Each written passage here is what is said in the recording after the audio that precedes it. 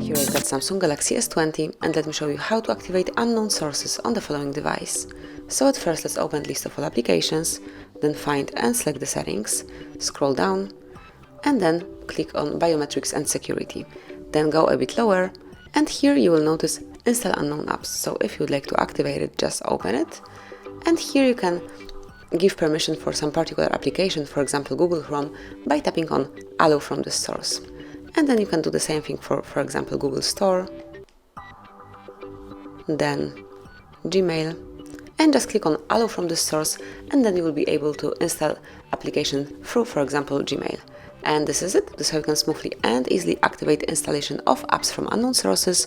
Enjoy, thank you for watching, please subscribe our channel and leave the thumbs up.